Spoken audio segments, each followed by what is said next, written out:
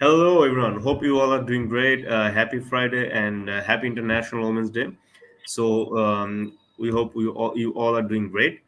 Welcome to our session with the global leader. This initiative is all about, this webinar is all about sharing the professional journey or entrepreneurial journey of an individual person from all around the world with our students who are our main audience, students who are studying currently at the university. So we try to share the stories and the lessons from like from our speaker, so that they can get some insights and some professional lessons from there. And as they're studying currently, it will help them to decide their career path before graduation, and help them to develop some skills and some knowledge before graduation. Today we have invited Miss Roxane. She is a serial entrepreneur. So we are going to talk a lot about entrepreneurship. So as one of the the vision of School of Entrepreneurship Development is to foster entrepreneurial mindset among youths in Bangladesh. This session, it will be insightful session for them. Roxanne, welcome to our session. Thank you so much. Thank you for having me and for inviting me on this very special day as well, right? Yeah, yeah, it's so cool. And can you tell us about yourself in brief?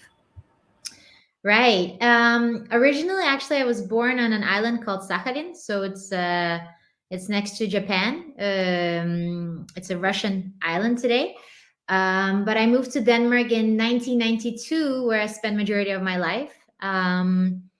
I studied at university. I studied economics and international business. I have two university degrees, and then I further specialized at the MIT in artificial intelligence because I was very interested in it. And actually, now I'm pursuing. I'm also a student. To the students out there, now I'm actually pursuing a degree in psychology as well. Just to give you a little bit of a background. What else to add? I spent a lot of time abroad. So I did, and part of my bachelor studies was also in France and Copenhagen. My master's was in Singapore and Copenhagen as well.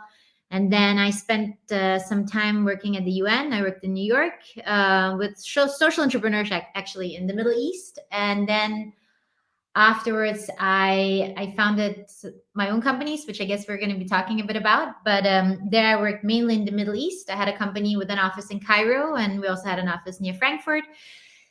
And in 2020, I made an exit. And right now, I'm actually sitting and talking to you from Portugal, where I'm based right now with my family. So it's a diverse background. Let's put it like that. Yeah, it's amazing. And as you mentioned, Cairo, like Egypt. So we have a collaboration with Entrepreneurship Center of universities of Canada in Egypt. So Wonderful. together, yeah, we are going to organize like entrepreneurial series where entrepreneurs from Egypt will share their journey with the students Mhm. of Bangladesh, and entrepreneurs from Bangladesh will share their journey with the students of Egypt. So it's like a like cross cultural knowledge Yeah. sharing session. So with them, we are doing it. So if I take you back to your university life, as you know, like our audience are university students. So how was your university life, and the key takeaways from your university life that you learned, and what did you do apart from study during your student life that actually helped you developing some skills that actually later on helped you, like in your career? Right. So first, just to let you know, I was very bored in elementary school and also high school. I struggled a lot to find friends and to find people that shared my mindset and that I felt like with. And my mother always kept telling me, just wait for the university years. This is going to be interesting for you. And actually, she was right. I've always been interested in learning. That has always been a key driver for me, learning new things that I didn't know anything about. I was kind of referred to as a geek back during my elementary school, high school years. Um, but during university, what happened was that in my very first year, actually, I studied Chinese for a year. And here I was suddenly surrounded by people that, just as I shared an interest in learning something new and a deep fascination of other cultures, understanding things, expanding one's horizon. And for the first time, I felt also mentally, academically challenged. And I actually enrolled in an organization called ISIG back then. I'm not sure it should be present. They should be present through a majority of the countries in this world. There's some exceptions, of course. But in ISIC, I connected with a lot of people that culturally we had several alignments, and there were a lot of exchange opportunities for me to also go abroad, attend conferences. One of the key purposes was actually to also build you as a leader, as an intercultural leader. And I think so, even though I had the academic track, I spent a lot of my time engaging in social activities. And that also marked, I was part in ISIC, part of the leadership board, and also went afterwards and studied something called SEMS, which is a double degree program for people that minimum are able to speak three languages. So even there, I was again surrounded by people that had this multicultural aspect. And honestly, I don't like, of course, my academic life was there, but most of the things that I learned throughout my university life were from my social extracurricular engagements. That is where I learned about leadership, learned about cross cultural communication practically. So even though academia gave me some theoretical concepts, the practical concepts were all learned from my extracurricular activities. Wonderful. So you studied in several universities like in Mhm. Singapore, Denmark, MIT. So actually, we are going to like deep dive with learnings from there. But after your graduation, so having founded two companies, Mhm. what key learnings or pieces of advice would you give to aspiring entrepreneurs venturing out for the first time? Learning number one, do it. That's probably one of the big takeaways. I mean, I would never have, now when you're in the hindsight of something, obviously you have all these learnings, how you would do things differently. But often when you hear a lot of stories from some of the very successful entrepreneurs out there, many of them even say, I would probably never do it today had I known what I had ventured into. And obviously, I think when you're young, there's more of your appetite for risk is much bigger.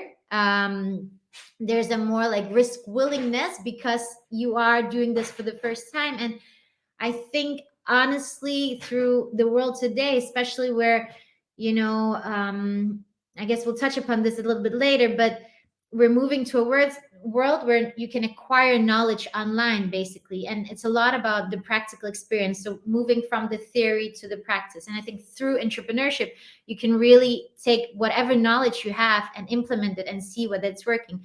And I think entrepreneurship is one of the best playgrounds, if not the best, for that. Especially now, I don't think everyone should become an entrepreneur, but if you feel that you have this urge or call, or if you have a passion, or there's something that interests you that you really would like to explore, then do it, because not doing it is likely more going to be a regret in your life than actually having done it and then said, oh, well, maybe it didn't work out.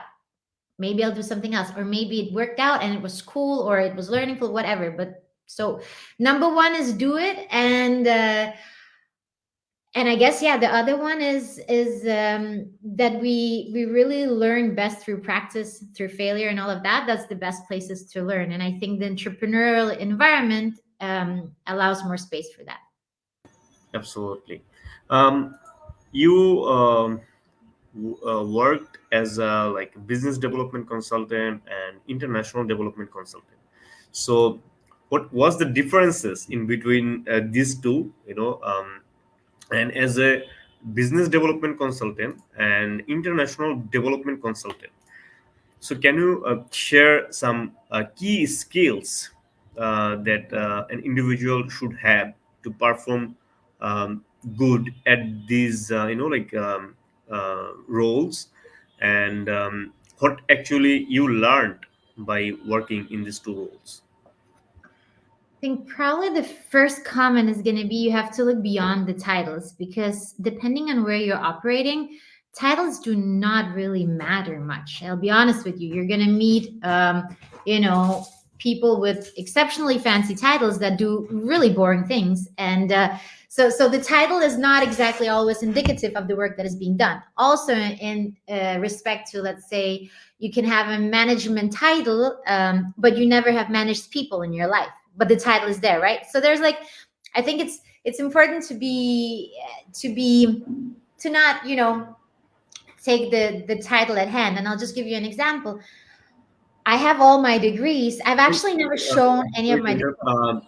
Your oh, head, can you just a little bit go back? So like your head is half, like forehead is not like showing in the screen. Now oh, it's good. Yeah, yeah. Now it's good. Good. okay. Perfect. Yeah. So many of the titles that I've had, I've just made them up myself. I don't think I've ever been, honestly, even at the UN, they asked me what I would like to call myself at the in my role as a consultant can cover many things. Business development can cover anything. At my startup, I had the title of a COO, Chief Operations Officer. But honestly, I was involved in everything from product development to strategic partnerships towards talking with the kitchen lady for why the dinner was not at the quality or whatever that we wanted to have. And, you know, so like in the startup world specifically, you can have, you know, multiple hats on, and that's part of that game. So you can have those different experiences. And also in the titles are very relative because they're not always indicative of the world that you're going to enter. um, so I guess that's also a big learning, right? Because if you're going to go into a workspace, I think it's always interesting to explore what is the relationship towards these titles. Is it used more as an authoritative, you know, like I am that, I'm a manager and I have 10 people under me, or what does it actually indicate, that title? What does it mean? That's always an interesting thing to explore, especially when you enter the more professional, like corporate working life. I'm not sure Definitely. if it exactly answered that, but you know, like because those titles, I've basically like played around with them, what would fit because my roles have been so diverse. Definitely. And sometimes like um, leaders don't like work for the title. Yeah. So this is very important. That title is just to give you that. Um, Apart from that, I mean, can you share you with a background in product innovation? Can you elaborate on your approach to identifying and developing successful new products? Hmm. So innovation is a bit of a buzzword. Okay, so a lot of people, they like to apply this word, and obviously when we work on something we would love it to be innovative and, you know, inspiring, innovative, open-minded, or whatever. Like we have a dynamic. I think generally when you start something new, if you work with technological innovation as an example, if you truly are in that area, there's a lot of risks involved, right? And I think understanding that innovation comes in different ways, right? And that different degrees of innovation. Sometimes a small thing can lead to a little innovative change that can lead to a bigger impact. Then you have larger innovative technological projects that could lead to more incremental changes. So there's different degrees of innovation. And that also comes to in the projects that I have been involved in, where, um, you know, like let's say that the innovation was happening within the corporate culture, as an example. Another innovation could be within the product that was being offered to the consumers or to the, you know, to the end users in a marketplace. What we've always done and the work that I've done is work very closely with the end customer in mind. So with the ones that I was building the product for, this I think usually results in the most successful outputs. And sometimes this also means that something you thought was going to be very innovative and very big actually is not necessary, because you realize in this process, if you work very closely with your users and the ones that you're developing this to, that sometimes their understanding of the word innovation, let's say if you're working with clients, may be different than what you thought initially, and their needs are a little bit different than what you imagined, and then you adjust accordingly. So my main point is that the word innovation can cover many things. And I think by listening to the client and to the customers, then you can actually develop a solution that meets the expectations and meets the actual need that they have. So it's like a feeling of adjustments. Let's put it like that. Yeah, great. So you work in different like positions, roles. So when did you decide that you want to be an entrepreneur, and what did motivate you or give you the confidence that you can start your own venture? Hmm. So there are different things that happen throughout my story. At one point, when I was about to graduate, I actually I thought my aspirations were like, I had an aspiration for working at the UN. I had an aspiration that I wanted to work at Google, or be a McKinsey consultant. These were kind of the success positions out there within my network. Now, I actually told my uncle I had an interview with Google, and I was like, "Oh, look, I'm going to be interviewing for them. This is what I'm going to do." And my uncle's reaction was to say, "Why would you want to be number 5,864 employee?" And I was taken aback because I thought that he would be proud of me, right? But what I realized later on, and this is something that I've realized in the hindsight, is that majority of actually my family members, they're all founders, entrepreneurs in one way or another. They're very entrepreneurial in their mindset. And none of them had these more typical careers. So even my father, he's a business founder and owner, and my uncle is the same. My mother is very entrepreneurial, and my grandmother is very entrepreneurial. So actually, I think in my genetics, like it wasn't meant to be ever to join this corporate life. And my uncle's question made me realize that. So the expectations that even my family had towards me was that I would go make something by myself, create something new. Now, to your other part of the question, I don't think that I have ever had a specific confidence in that, oh, I'm going to do this and I'm going to succeed. I think my main question in most of the things I've done has just been, why not? Why shouldn't I? I mean, why? If they can, so can I. What I mean, should I be in any way worse, or have a poorer, quality or whatever? Especially when I read some of the stories and found some role models that I really liked and heard about their backgrounds.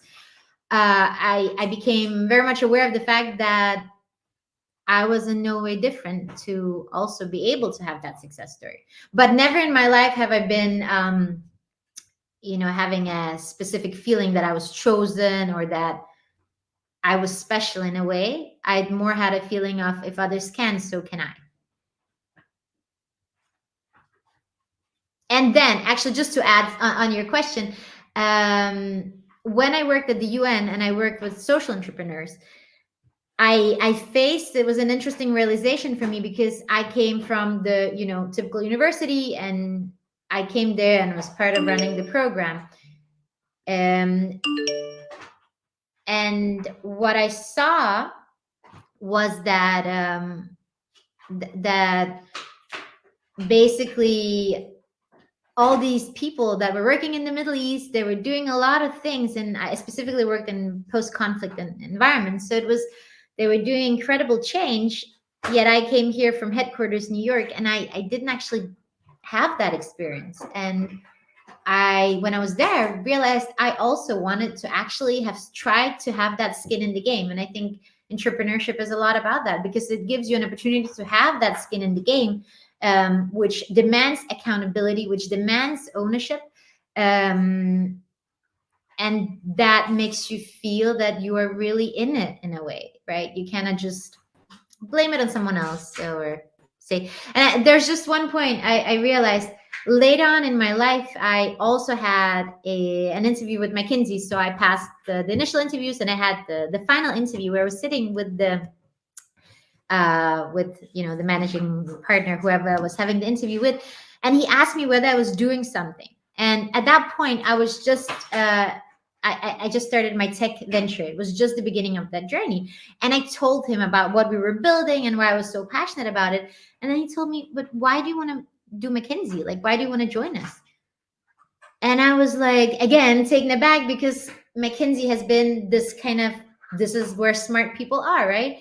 And then he said to me, listen, you can always join McKinsey if you're, you have your mind works, it's fine. You can always join that, but you cannot always become an entrepreneur or have that sweet spot that you're at right now, where you have the right partners, the right people, the right team. This doesn't always happen, but McKinsey will always be there. And that was again a very interesting, perspective that not necessarily was something that was more widely accepted amongst my peers and social circles. Are you back? Did it answer your questions? Yeah, yeah, yeah. So just technical difficulties. So what inspired you? So your career has spanned diverse landscapes. How do you approach adapting your leadership style to different work environments? I think the keywords here are respect, sensitivity, empathy, um, acknowledging, especially also having a humble approach towards the world. I mean, having had the privilege to travel and to see different places, I've also realized how uniquely same we are and how we share actually the core values of the people that I have connected with are the same. So I'll give you an example. I at some point I was living in China and working in China, and there I was living in a dorm. Obviously it was, on the 13th floor, the floor you shouldn't be living at, this unlucky number 13. And I was sharing a dorm with 28 people. Like this was, I was like, let's just do it, let's live with the others here. um Nobody there actually spoke English besides the other people that I shared with, but majority of people there, they came from rural China. They came from outside to work in the city I was in. um, and in the night, I remember coming out and I saw headlights in the kitchen, and everybody was sitting with headlights studying in the kitchen because all of them came to study so they could come back and help their families at home and support them. And they had this desire to learn and to develop. And before I knew it, I learned poker there, Chinese street poker from the guys in my dorm and all of that. And I learned how many similarities we have, right? We all struggle to figure out what is our place in this world. We all had a mother, a father, wanted to find love, wanted to create a family or create an impact, whatever it was. We had that alignment. And I think as soon as you recognize how similar we all are, and then you can start respecting the differences that we all have, right? But you need to have this acknowledgement that we're all the same, we're all equal humans, and then we have certain differences, and those differences can be complementary. And I think only that perspective will allow you to navigate living in the Middle East. I felt like home, right? I feel home wherever I go because I think you connect with the people with your heart and not by just you know either following a textbook or coming there to say that your culture is better than others, because it is obviously not. And if you come with that perspective that you're better off, then you're going to have cross a cultural, you'll have miscommunication and you will have awkward situations because you do not come with the respect for that culture, trying to learn from it, especially. Great. So in startup or in business, there are different strategies or different things that actually helps it become successful. So some of the thing is partnerships, because or like vendors or partnerships. So can you share some insights on building strong partnerships that contribute to a venture success? Mhm. I think just as in a marriage, okay, so we'll give the marriage as an example. Just uh, a marriage works best when you have integrity, honesty, when you're there to not capitalize on your partner and not to extract certain things from your partner, but you're there in the long term because you hope that you can support your partner, you hope that your partner can grow, and that by the growth of your partner you can equally grow. The same rules can apply to good business practices, right? Because when you see some of the companies and more toxic company cultures out there that are not, very popular and that do not, I think, last very long, is environments where you see things as a zero sum game, right? Where you see the world as a bubble, not as a whole connected system. And that you're going to extract certain things and you're going to get it for your own gain, and then your partner can suffer. And at least my best business partnerships have worked in those scenarios where we have been honest about, look, this is what I try to create. What are you trying to create? Okay, this is where I can complement you. This is where you perhaps could complement me. And I think when you have this integrity and you have that at heart, navigating this life, this business life, whatever landscape you're navigating, then you will have more success in the long term. Because surely you can gain some short-term benefits for something, but those partnerships that work well, they come again and again and again, right? You can burn your clients every year and then go out and generate new clients. But if you had some really great collaborations, then those partners will return and say, listen, let's make this work another time. Let's try something different. Let's do that.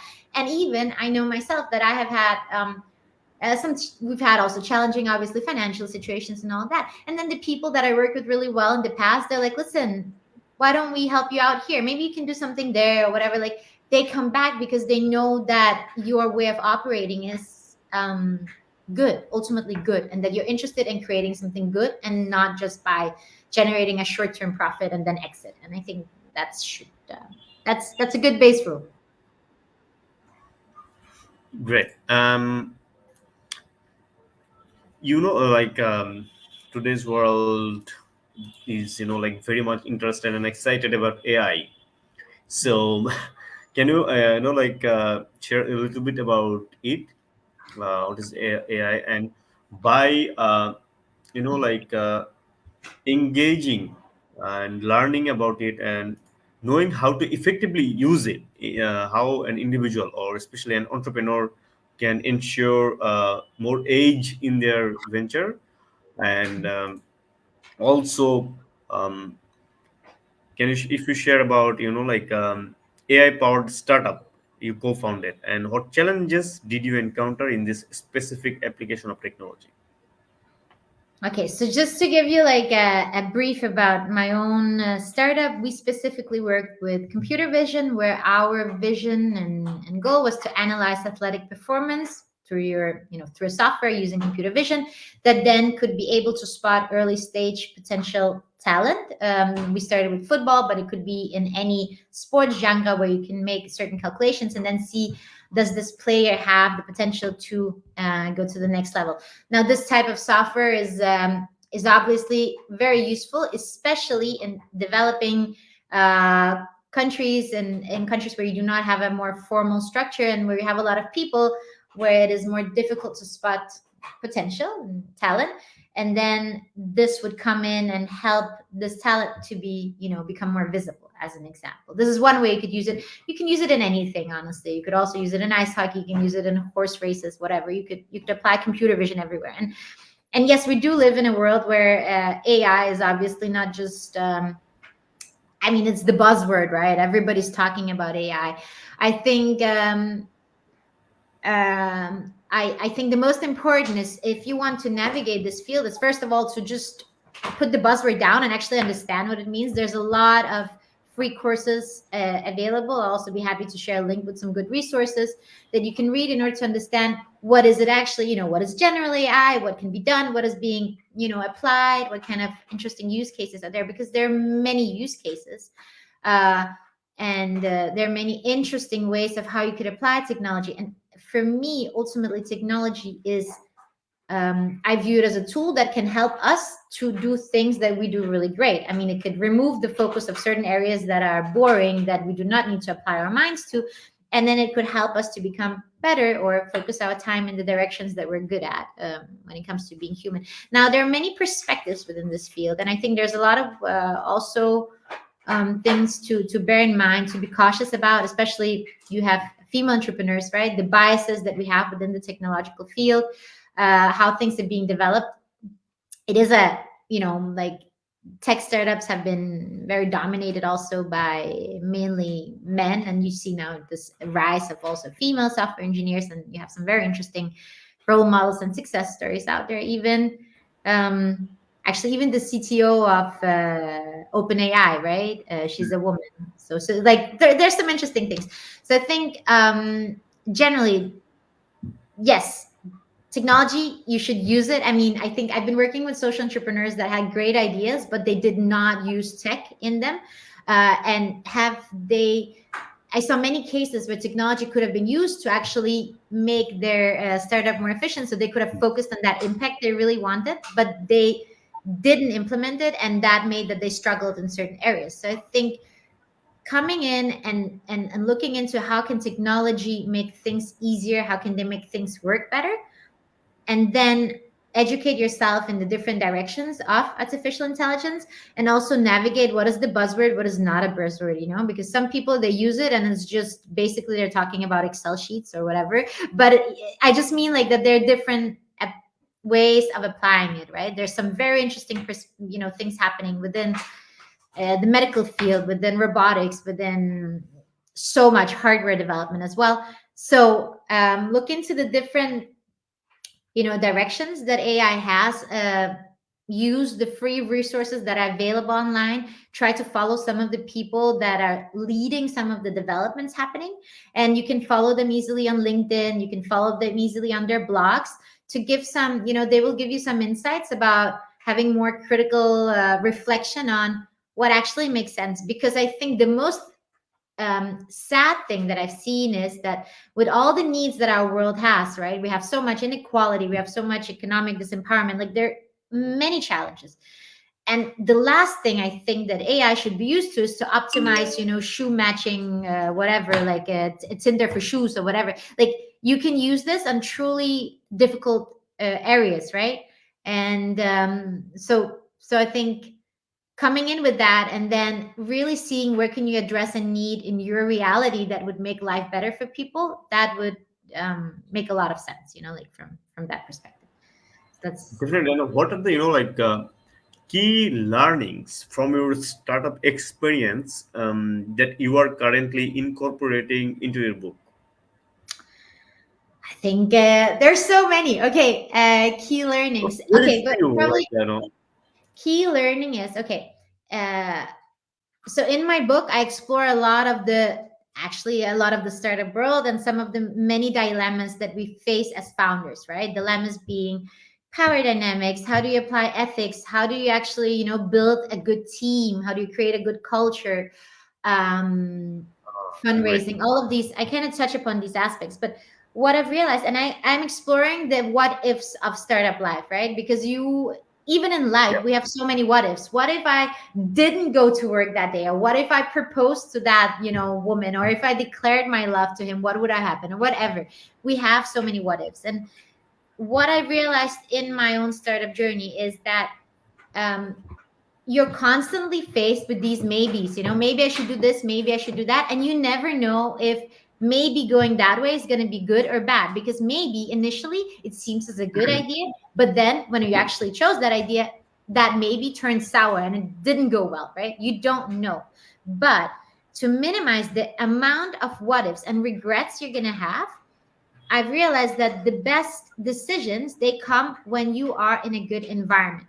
So when we are in an environment where we are acting without, our integrity at heart, when we are in a stressed environment, which we are often in the startup world, right? When you act in stress, you act out of fear. These environments usually cause that you take decisions that you then regret. Like that will result in that. So if you and another point is, if you also do not have a network that can support you and help you navigate certain of these critical decisions, it will also lead to poor decision making. And I think the most interesting is, how can we become better decision makers? Better decisions come from a safe environment that is not with stress, that is without fear, and that then those will decisions that, even if you navigate this area of maybes, right, the sea of maybes, you're going to have way less what ifs and regretful moments because you were in a good place. So when you're in a good place, you're going to make good decisions, which will lead to positive outcomes that you will hopefully not regret. But that's kind of, I think that's the key thing, because when I look into all the startups that, all the startup experience that I had and the other companies, founders, friends that I know, all the poor decision making happened under stressful conditions. And this is, I think, what we need to keep in mind. And then also to keep in mind that it's, honestly, that it's also a bit of a game. Okay, like the startup life, company life, our lives. I mean, if we that if things go wrong in a startup, I mean, of course there are some scenarios that you don't want to happen, right? You don't want to end in jail, obviously. You don't want to commit a crime. You shouldn't do that, of course.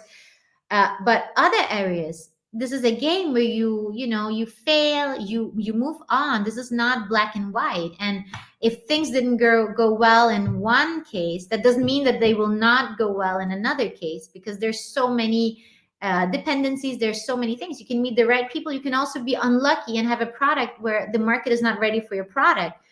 So the timing wasn't right. So there's all these things that you have to navigate. And I think that's important, that you also look at, this concept that we have in the startup world, failure. Usually, we have, there's some movements out there where we try to celebrate failure and be like, oh, try to share your failure story.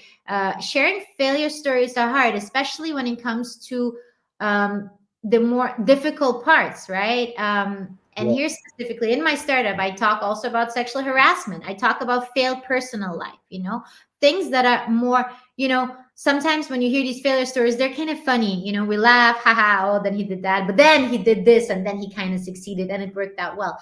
Uh, I think that this failure culture needs to be changed, and how we define that success. Because if success is only measured by the exit that you made, then obviously we have a lot of failure story, because we don't have a lot of successful exits. But if success is measured upon, the learnings that I gained, upon, maybe it made me realize that I want to be, I don't know, a painter, whatever. Maybe, or maybe you met your life partner. Maybe you developed some very strong friendships or relationships or whatever. Again, I think, life, when you view life like this, then things are going to be difficult, right? But if you view life more as seasons, as periods, as different chapters, then it becomes more of a fun story to fun game and story to read and play, right? Yeah, that is true. And like surrounding ourselves with like-minded people is very important. Mhm. They actually inspire, motivate, and uh, give us like constructive like a solution or suggestion that what should be Yeah, done in rightly. absolutely. So Can I just yeah, say one point on the constructive yeah, yeah, feedback? sure, sure, sure. You'll be, perhaps you've experienced that, but it's incredible. When you choose to be an entrepreneur, everybody has an opinion about you, right? Everybody gives you some sort of advice and gives you comments. Yeah, None of these people are usually founders, right? And with all respect, I have never, if somebody told me I'm a marketing manager for Novozymes, I don't criticize their work. I've never come with opinions like you should implement that model of marketing or branding or whatever. I don't do that. But however, people often they have the audacity to go in and come with specific ideas and directions for a founder without having any founder experience and without having gone through it. So I think you should be very cautious about the feedback that you allow in, and you have to know. So as an example, I do not accept, I'm not interested in feedback unless the person has had we had a team of like 20, 30 engineers.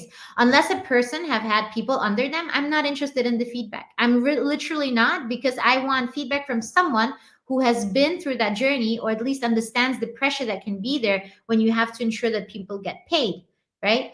Or if you get feedback, and like if you're a female entrepreneur, find role models, female role models, and look into how they navigated certain things, because they will give you perspectives that will be quite different than perhaps a male, like role model. Not to say that you should only have, this type or that type. You should have a variety of people. But I think it's very important that you sensitive towards the people that you receive the feedback from, and have some cautious approach about this. And then simply, usually they say it's important that you share right away, and don't be afraid of sharing, and also because you shouldn't keep it in, then it becomes too big. I think it's important that you share with the people whose feedback matters to you. But absolutely, if you're in the building phase of something and you're still figuring things out, and this is for me something like I don't share it with the world because I'm not interested in those opinions. And I know that certain comments are not going to help me to move forward, but would more hinder my growth. And I think this is something we can apply in just everything, not just the startup world, but also personal, professional growth. Definitely. So that's where I come, the more knowledge and the more experiences. So for example, I will have, it will be easier to filter or process all the like suggestions, advice, stuff like that, for in a right way. Hmm. So given your linguistic versatility, how have different languages played a role in your entrepreneurial journey across various regions?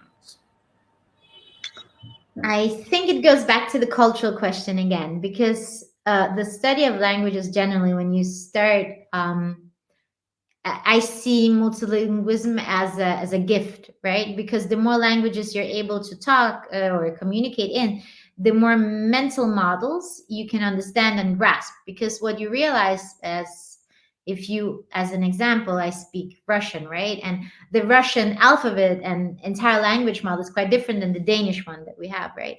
And the way of thinking is also very different. And by being able to communicate in Russian, I'm also able to kind of grasp different mental models and mindsets and different cultural kind of traits that are more common within that eastern section of the world, the more Slavic world, perhaps, whatever we say.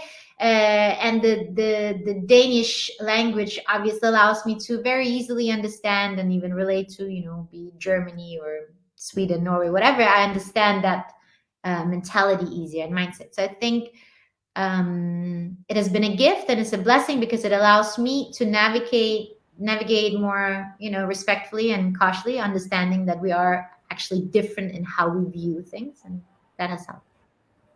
Great. And what exciting opportunities do you see for technology and innovation in the near future, particularly in the context of developing economies? I think um, we live in very scary times, right?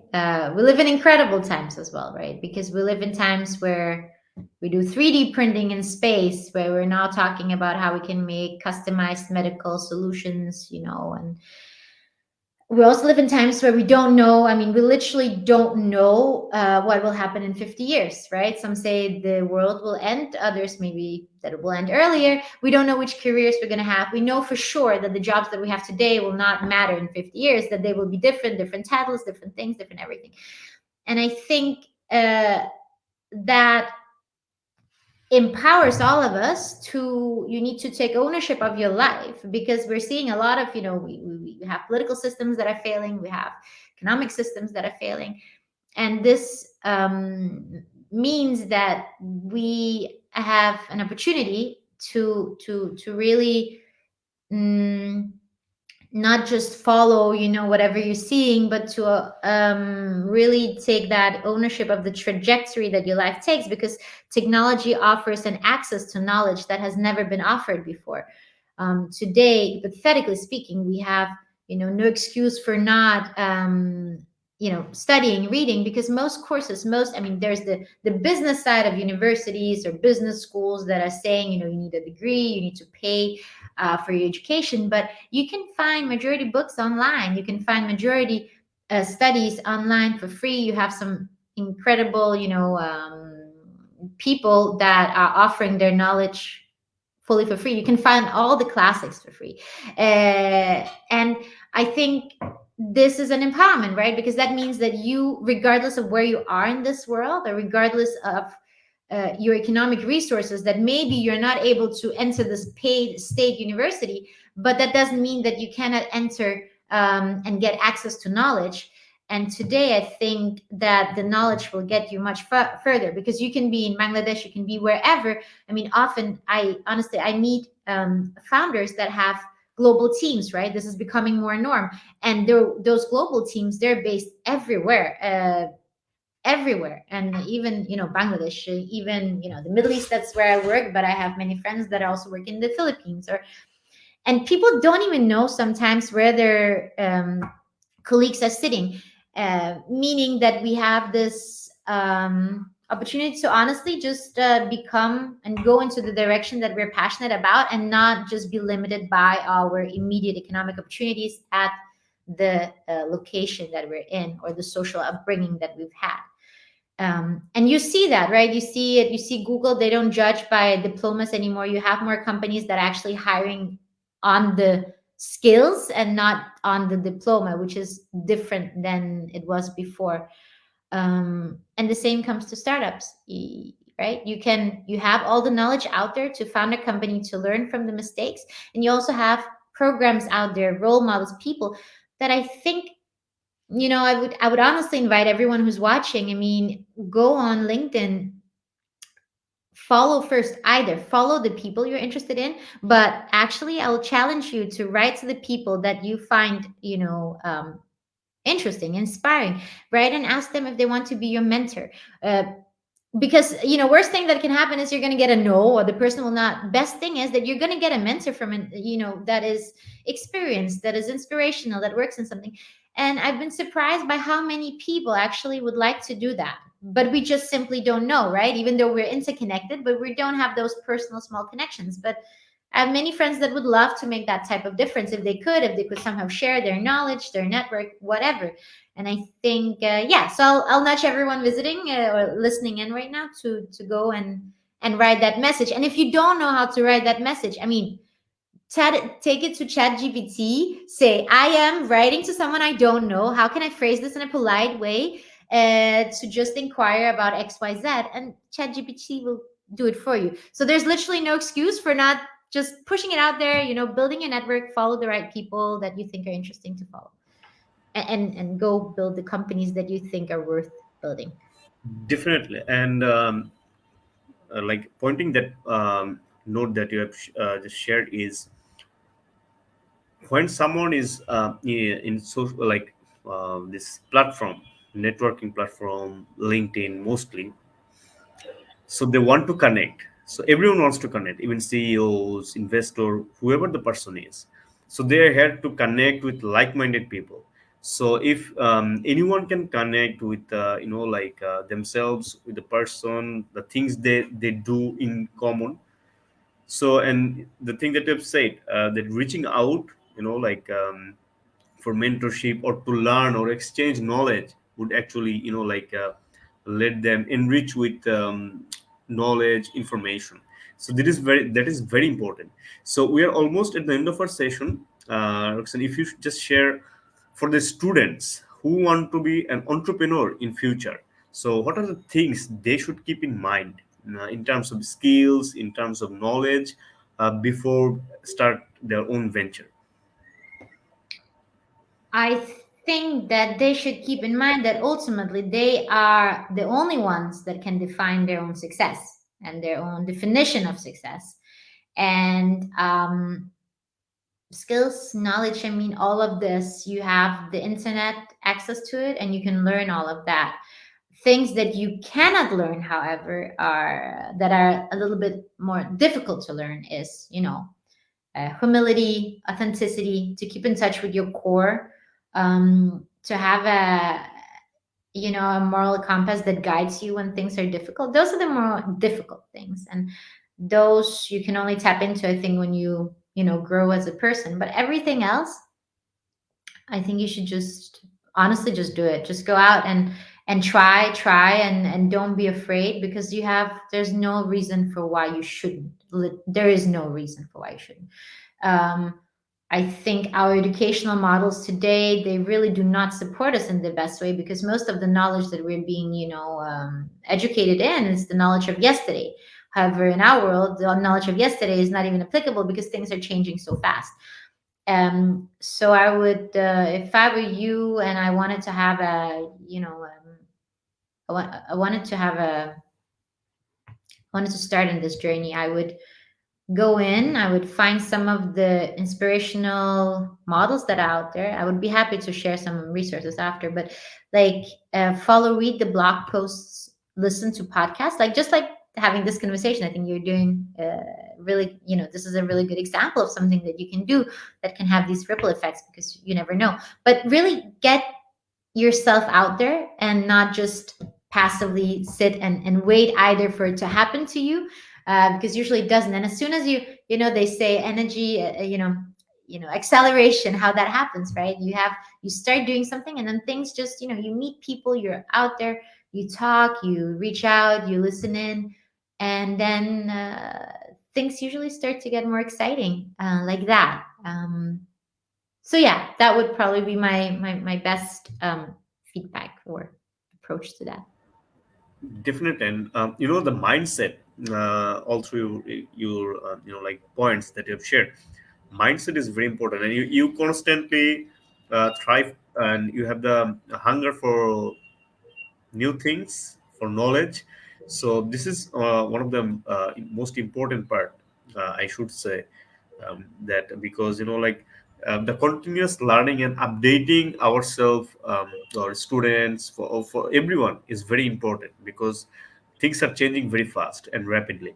So, Ms. Roxanne, thank you so much for your insightful session. On behalf of School of Entrepreneurship Development, we wish you very great success. And time to time, would love to get some resources to share with our audience from you, because as you are experienced and working continuously on this entrepreneurial sector, it would be great to collaborate or to get some resource from you, so that our audience can learn a lot of things.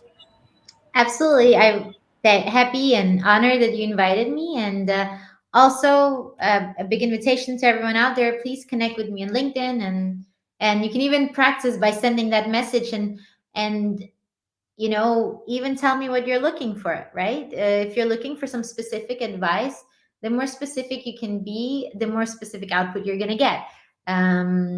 So yeah, I thank you for the invitation, and good luck to all the future founders and entrepreneurs out there. I hope that I also get an opportunity to follow your journeys.